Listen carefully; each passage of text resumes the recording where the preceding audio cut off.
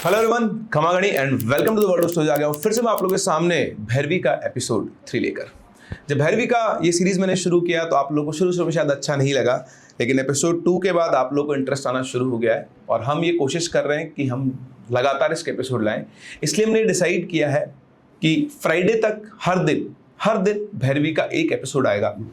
लेकिन हमारी जो कहानियाँ हैं, जो हमारे सब्सक्राइबर्स के एक्सपीरियंसेस हैं, वो रुकने नहीं चाहिए। इसलिए हर सैटरडे हम आपके लिए लेकर आएंगे अपनी रेगुलर रियल हॉरर स्टोरीज, और उसी के साथ साथ हफ्ते के बाकी दिन, जब तक हमारी भैरवी सीरीज खत्म नहीं होती है, हम इसके एपिसोड आपके लिए हर दिन लाने की लगातार कोशिश करते रहेंगे।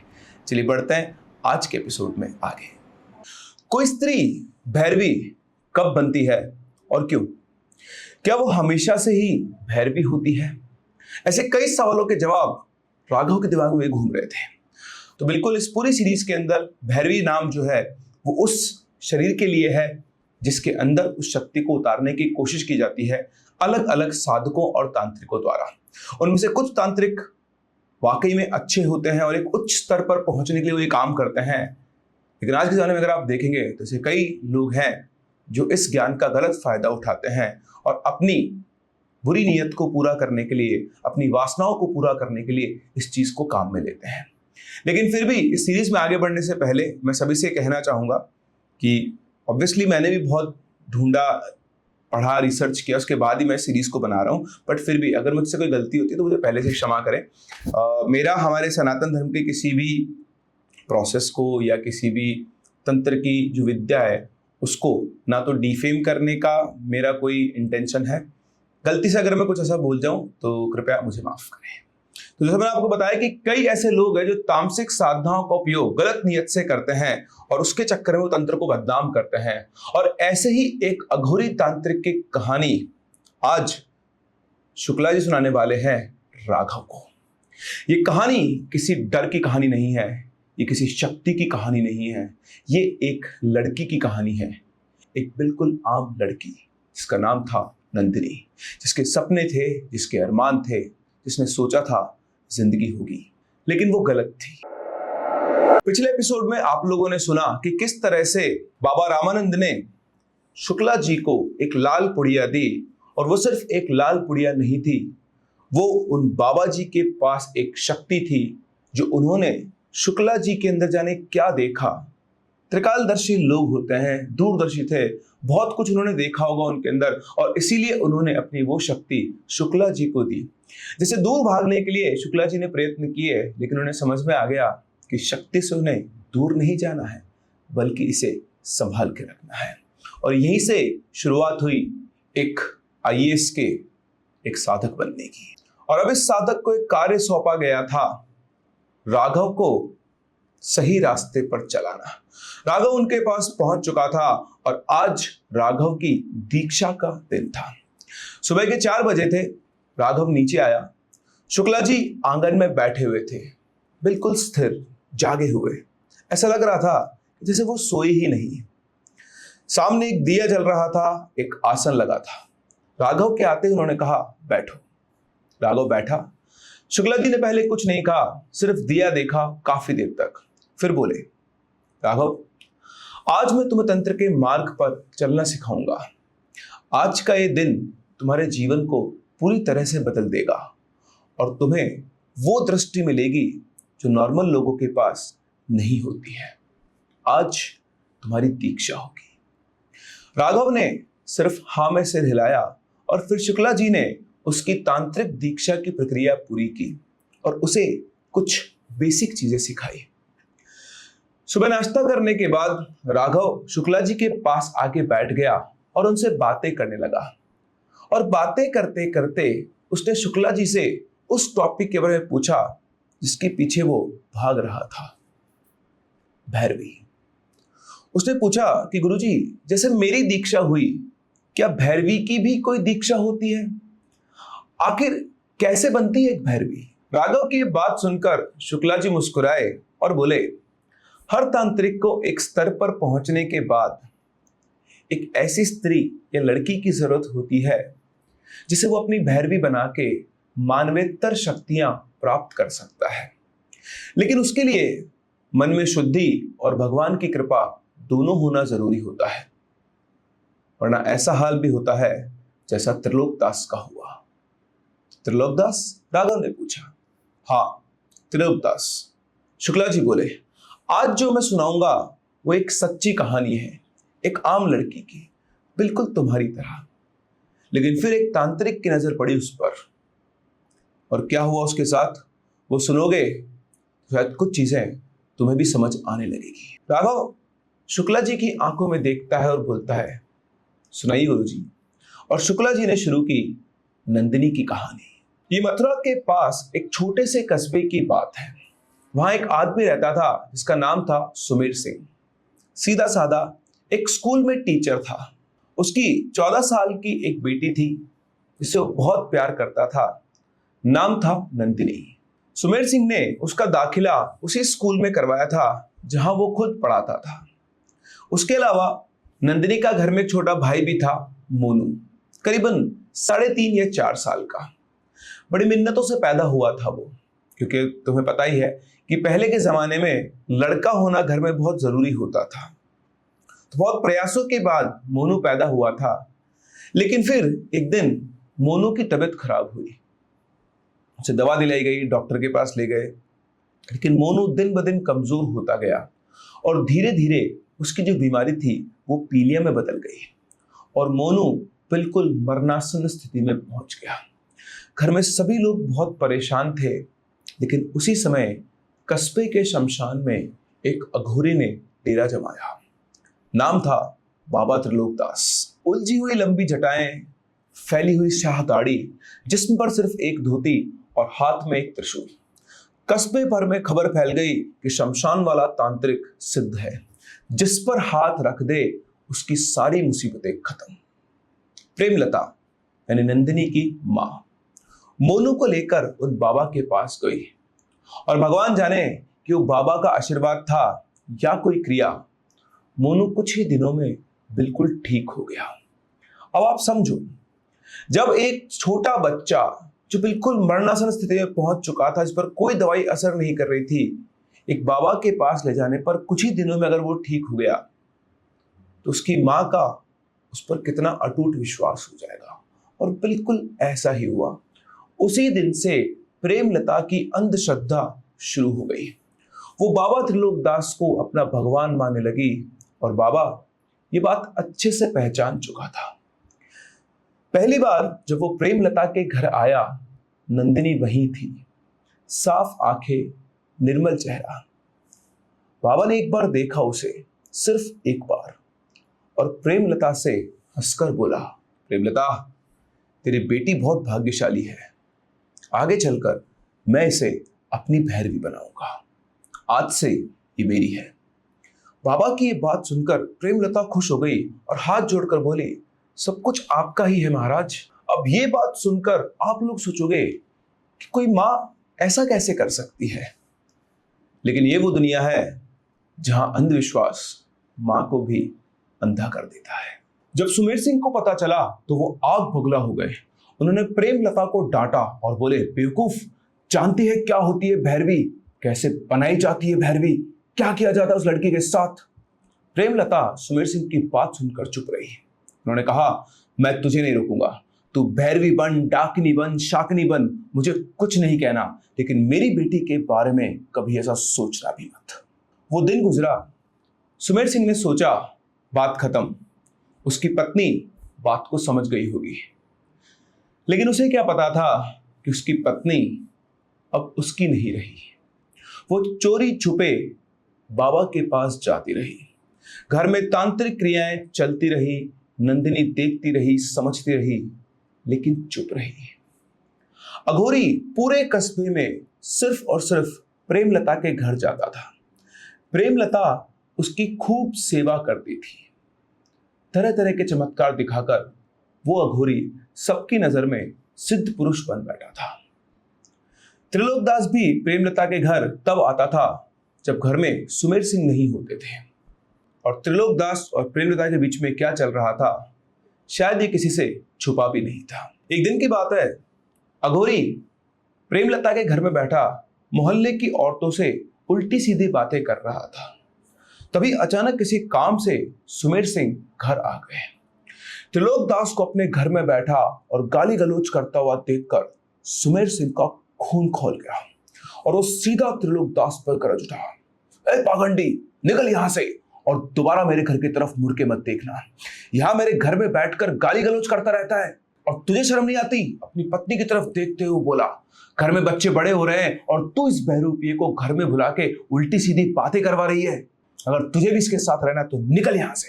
सुमेर सिंह की बातें सुनकर बाबा की आंखें अंगारे की तरह धड़क उठी। जाते जाते उसने अपना हाथ उठाकर कहा, जहां मेरे कदम पड़ जाते हैं वहां वही होता है जो मैं चाहता हूं। और रही तेरी और तेरे घर की बात, तू जल्दी इसी घर में सड़ सड़ कर मरेगा। ये सुनते ही प्रेमलता ने बाबा के पैर पकड़ लिए। इनसे गलती हो गई महाराज, इनको माफ कर दो। लेकिन बाबा ने प्रेमलता को एक ठोकर मारी और घर से निकलकर चला गया। बाबा के जाने के बाद वहां पर बैठे सभी लोगों और औरतों ने सुमेर सिंह को समझाया, माफी मांग लो सुमेर। लेकिन सुमेर नहीं माना और वही हुआ जिसका बाकी सब लोगों को डर था। महीने भर में सुमेर सिंह बीमार पड़ गया और ऐसा बीमार पड़ा कि दवा की, डॉक्टरों को दिखाया, रिपोर्टें करवाई, कोई असर नहीं। और 10 दिनों के अंदर अंदर सुमेर सिंह ने पलंग पकड़ लिया। और एक बार जब उसने पलंग पकड़ा तो दूसरी बार उस पर से वो लाश बनकर ही उठा। नंदिनी के सिर से पिता का साया उठ गया। यहां तुम्हारे दिमाग में भी ये बात घूम रही होगी राघव कि बाबा का श्राप था या फिर एक इत्तेफाक। खैर, सुमेर सिंह के जाने के बाद पूरा घर बदल गया। बाबा त्रिलोकदास का खौफ और बढ़ गया। कस्बे के लोग जो पहले से ही डरते थे अब और ज्यादा डरने लगे और लोगों की बाबा के ऊपर श्रद्धा इस डर के कारण एक अलग ही तरीके से बढ़ गई। इधर नंदिनी धीरे धीरे बड़ी हो रही थी। वो देखती थी, समझती थी। एक बार उसने कमरे के दरवाजे में एक छोटा सा छेद किया।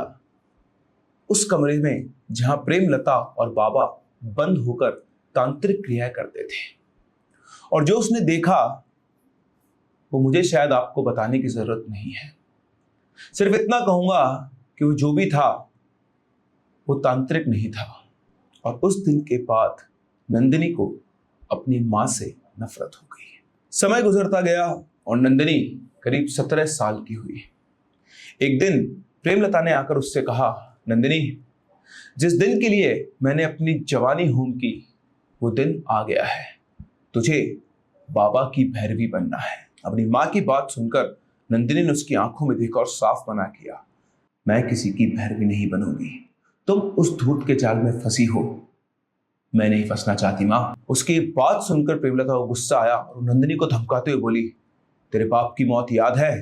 अगर तू उसकी बात नहीं मानेगी तो तेरी भी वही गति होगी। और इसके अलावा भी प्रेमलता ने नंदिनी को बहुत कुछ कहा। नंदिनी के पास अब 3 रास्ते थे। पहला मृत्यु, दूसरा घर छोड़ना और तीसरा त्रिलोकदास की भैरवी बनना। वो सिर्फ 17 साल की थी। बाप जा चुका था, मां जो उसकी नहीं रही। कोई नहीं था जो उसे सही रास्ता बताता। उसकी मां ने ढोंग कर कर, नाटक कर कर, दुहाइयां देकर आखिर नंदिनी को मना ही लिया। और उस रात प्रेमलता उसे खुद शमशान छोड़कर घर लौट आई। वो अमावस्या की रात थी। मथुरा के किसी दूर शमशान के अंदर त्रिलोकदास पहले से तैयार था। वहां पर एक नव युवक की, जिसकी अकाल मृत्यु हुई थी, उसकी चिता जल रही थी। अग्नि बुझी नहीं थी क्योंकि त्रिलोकदास ने पहले से ही अग्नि स्तंभन कर दिया था। वो शव आधा जला हुआ था। और इसके बाद जो मैं तुम्हें सुनाऊंगा राघव, उसे सुनना इतना आसान नहीं है। और तुम्हें यह समझना भी जरूरी है कि भैरवी बनना कोई गिफ्ट नहीं है, कोई आशीर्वाद नहीं है। एक ऐसा प्रयास होता है जो सीधा आत्मा पर चोट करता है। त्रिलोकदास ने पहले उस शव की साधना की, आधे जले शव को जागृत किया, उसे शराब और मांस दिया। शमशान की सारी प्रेत आत्माएं उस रात वहां नहीं आई क्योंकि त्रिलोकदास ने उन्हें रोक लिया था। उस अधजली चिता में जल रहे शव को अपनी तांत्रिक शक्ति के द्वारा त्रिलोकदास ने जगाया, उसे मांस और मदिरा का पान करवाया और फिर उसे अपना पहरेदार बना दिया, ताकि उसकी साधना के बीच में किसी भी तरह की कोई और एंटिटी, चाहे वो कोई प्रेत आत्मा हो, कोई पिशाच हो, कोई हाकिनी हो, डाकिनी हो, वो आकर दखल ना दे। और फिर नंदिनी वहां पहुंची। पायल की आवाज बिल्कुल धीरे धीरे, जैसे वो खुद भी वहां आना नहीं चाहती थी। नंदिनी बुरी तरह से कांप रही थी, लेकिन एक अजीब चीज थी, वो रो नहीं रही थी, ना चिल्ला रही थी, सिर्फ अपने थकी हुई आंखों से उस जलती हुई चिता को देख रही थी, जैसे वो पहले से ही हार चुकी हो, जैसे उसके मन का एक हिस्सा पहले से ही मर चुका हो। त्रिलोकदास ने उसे अपने सामने बिठाया और उसे निर्वस्त्र होने को कहा। नंदिनी उसकी बात सुनकर झेप गई। त्रिलोकदास ने अपने सामने रखे 2 नर कपाल यानी खोपड़ियों में शराब भरी और शराब पीकर चिल्लाते हुए बोला, जल्दी कर, समय बहुत कम है। बेचारी नंदिनी ने चारों तरफ देखा और मजबूरन उसे निर्वस्त्र होना पड़ा। त्रिलोकदास ने एक बार उसे निहारा और फिर गरजते हुए बोला, आ बैठ यहां सामने। उसने चिता के पास में एक चौक बनाया हुआ था बिल्वा भस्म से। उसने नंदिनी को उस चौक में बैठने का इशारा किया और उसके बाद वो शराब से भरा हुआ दूसरा कपाल उसने आगे कर दिया और बोला, पी ले इसको। नंदिनी घबरा रही थी। उसने फिर से अपनी मोटी मोटी आंखें निकालते बोला, पी जा इसे। वो बाबा का डर था या कोई वशीकरण। घबराते हुए नंदिनी ने वो कपाल उठाया और एक घूंट में पूरी शराब पी ली और कुछ ही पलों के बाद नंदिनी की आंखें लाल हो गई और उसी के साथ साथ उसकी सारी लाज और सारा भय दूर हो गया। वो मुस्कुराते हुए त्रिलोकदास को देखने लगी और उसकी इस मुस्कुराहट को देखकर त्रिलोकदास भी अहंकार में नंदिनी के नग्न शरीर को देखते हुए मुस्कुराया। उसकी आंखों में वासना की अग्नि झुलस रही थी। इसके बाद त्रिलोकदास ने कुछ क्रिया करके नंदिनी को आदेश दिया, आओ मेरी गोद में बैठो। उसके इतना कहते ही नंदिनी उठी। एक लहराती हुई शाखा की तरह चलती हुई वो उसके पास आई, उसकी गोद में बैठी और बैठते ही अपने पास छुपे हुए खंजर से, जो उसने चुपके से पूजा के सामान से उठाया था, उठाकर उसको उसकी गर्दन में घोंप दिया और ये होते ही त्रिलोकदास निढाल होके नीचे गिर पड़ा। उसके नीचे गिरते ही नंदिनी ने उसके पेट में वो खंजर घोंपा और उसे मरोड़ के उसकी आंतड़ियों तक को बाहर निकाल दिया। और उसके बाद नंदिनी जो किया वो मुझे लगता कोई 17 साल की बालिका कर सकती है। खुले बाल, आंखें लाल और इतना क्रोध कि उसने कई बार खंजर त्रिलोकदास के शरीर में घोंपा और उसके पूरे शरीर को शत विशत कर दिया। उस समय ऐसा लग रहा था जैसे वो नंदिनी नहीं, कोई पारलौकिक शक्ति है जो त्रिलोकदास को उसके दुष्कर्मों का फल दे रही है। उसके पूरे शरीर के चित्रे चित्रे कर देने के बाद वो कुछ मिनटों तक बिल्कुल निढाल अवस्था में वहीं पड़ी रही। फिर उसकी आंख खुली, वो उठी, जैसे तैसे उसने अपने कपड़े पहने और चुपचाप वहां से अपने घर चली गई।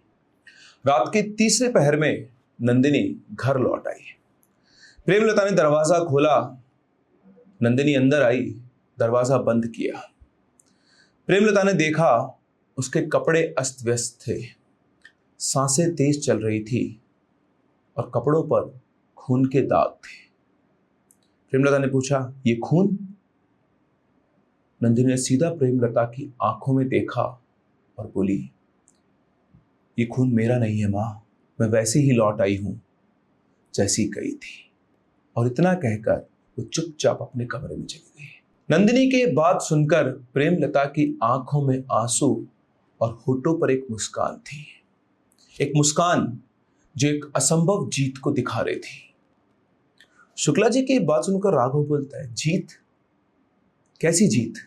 शुक्ला जी ने जवाब दिया, इस पूरी कहानी में राघव तुम्हें लगा होगा कि प्रेमलता अपनी इच्छा से त्रिलोकदास का साथ दे रही थी, लेकिन ऐसा नहीं था। त्रिलोकदास ने वशीकरण के द्वारा प्रेमलता को अपनी दासी बना लिया था और उसका भोग किया था, और फिर उसे डरा धमकाकर वो उससे काम लिया करता था और समय समय पर अपना वशीकरण काम में लेता था। जब उसकी नजर उसकी बेटी पर पड़ी तब भी वो उसी वशीकरण के कारण कुछ कर नहीं पाई। लेकिन शमशान में जब नंदिनी पहुंची तो उस पाखंडी के पापों का घड़ा भर चुका था, और इसीलिए शायद नंदिनी के शरीर में कोई पारलौकिक शक्ति आई। वो शक्ति जिसे वो नंदिनी के शरीर में अपनी भैरवी बनाकर रखना चाहता था, और शायद उसी शक्ति ने उसका अंत किया। और इसीलिए कहते हैं राघव, जब भी तुम कोई साधना करो, चाहे वो तमोगुणी हो, रजोगुणी या फिर सतोगुणी, सबसे पहले तुम्हारा मन स्थिर होना जरूरी है। तुम्हारे मन के जो भाव हैं वे निर्मल और पूर्ण रूप से समर्पण होना जरूरी है, तभी जाकर तुम्हारी कोई साधना सिद्ध हो सकती है। तुम भी इसी साधना मार्ग पर चलने वाले हो राघव, और तुम्हें समझना होगा कि सबसे पहले तुम्हें अपने अंदर पूर्ण समर्पण का भाव लाना होगा। तुम्हें अपनी इंद्रियों पर काबू पाना होगा, अपने मन को स्थिर करना होगा, अपनी वासनाओं को अपने मन से अलग करना होगा, तभी जाकर तुम इस मार्ग को प्रशस्त कर सकते हो और तुम इसमें सफलता पा सकते हो। वरना ऐसे कई साधक हैं जिनका त्रिलोकदास या उससे भी बुरा हाल हुआ। अब तुम जाओ, जैसा मैंने तुम्हें सिखाया है, प्रयास करो, अपने मन को स्थिर करने का, एकाग्रचित होने का प्रयास करो। अभी तुम्हारा रास्ता बहुत लंबा है और प्रयास कर करके ही तुम अपने साधना मार्ग पर आगे बढ़ पाओगे। और इस तरह से शुक्ला जी और राघव के बीच का ये वार्तालाप खत्म हुआ। तो देखा आपने किस तरह से त्रिलोकदास जैसे कई लोग, आज के जमाने में तो बहुत ज्यादा होता है, आप किसी प्रॉब्लम को सॉल्व कर देते हैं और उसके बाद शोषण करते हैं, खास करके महिलाओं का। इसीलिए मैं हमेशा सभी लोगों को सचेत करता हूं, स्पेशली स्त्रियों को, महिलाओं को, लेडीज को, लड़कियों को, कि अपने, कई बार ऐसा होता है कि आपके जीवन में मुसीबत होती है और उसके चक्कर में आप किसी ऐसे इंसान के पास पहुंच जाते हैं जो ये दावा करता है कि वो अपनी शक्तियों के द्वारा आपकी प्रॉब्लम्स को सुलझा देगा। हो सकता है शायद आपकी प्रॉब्लम उसने सुलझा भी दी हो, लेकिन उस प्रॉब्लम को सुलझाने के भरोसे में वो आपसे आपका पूरा जीवन ले लेता है। इसलिए ऐसे लोगों से इंटरेक्ट करने से पहले 10 बार सोचें कि आपकी प्रॉब्लम का शायद कोई और सोल्यूशन भी हो सकता है। आप लोगों ने भी ऐसे कई किस्से सुने होंगे, आपके आसपास ऐसे कई किस्से घटे होंगे जिनमें इस तरह के सो कॉल्ड पावरफुल लोग महिलाओं का शोषण करते हैं। एक नहीं, दो नहीं, कई कई महिलाओं का, और अपने आप को वो साधक कहते हैं। एक साधक, एक असली साधक जब साधना करता है तो वो जन कल्याण के लिए करता है, अपनी वासनाओं को पूरी करने के लिए।